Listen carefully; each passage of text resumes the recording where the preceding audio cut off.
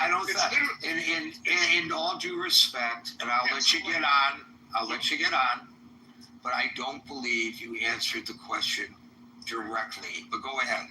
Okay, great. Back to the war. I have no clue why so many Americans, and even our politicians, are so adamant about wanting the war. Like I said, I get respectfully to Israel. They moved very strategic to get this foothold on the United States of America. Jewish, I get it. We all get it. I hate to say it that way because it sounds crazy. What were you saying? Are you trying to say the Jewish lobby? Yeah. Let's just. Why would you say that? Because there should be no reason that so many allies and everybody abroad will say, "Hey, this is probably not the best thing to do, but we're going to figure it out." I don't know whether you are sliding into rhetoric and you were told. Wait a minute. I don't know whether you're sliding into rhetoric and are merely tone deaf to what it means when you refer to the Jewish lobby, or whether you are anti-Semitic. No, not at all. Let's not use that word because that's like saying the N-word, and that's very disrespectful, and I'm not there. Well, then why did you use the term Jewish lobby? Because you actually stated the word Jewish lobby. But you started to, and I asked you whether that's what you started to say, and you affirmed that that's what you started to say. You said them, and I affirmed them, so we can move on. Right, so you affirmed them. I'm not here trying to argue with you, Gary. Well, I know, Chris, but I'm going to move on. I'm going to take you at your word that you're not anti-Semitic, but I encourage you to look at what that terminology imparts. And next time, I suggest that you not make your argumentation in the manner that you did. That was like the second or third time that you used the term Jewish in regard to this discussion. The Jews are controlling the discussion on Clubhouse.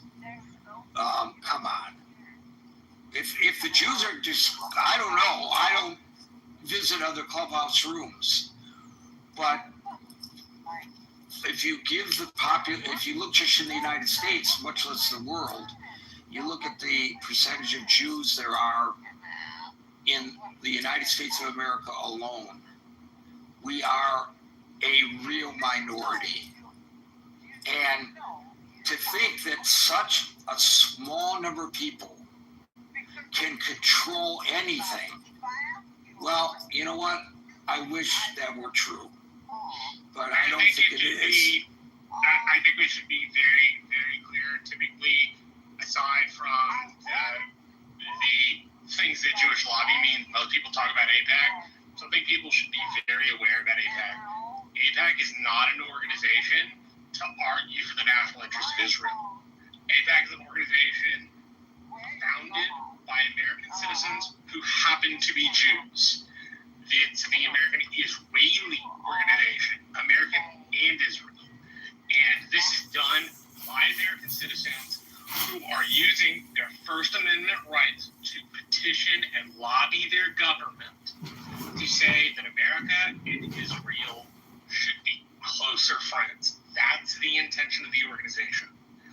To argue, like many people do, that AIPAC somehow is this nefarious thing that directs U.S. national interest to that of Israeli national interest, fails to first and foremost understand that the lobbying organization is an American lobbying organization representing American citizens who happen to be Jews, right?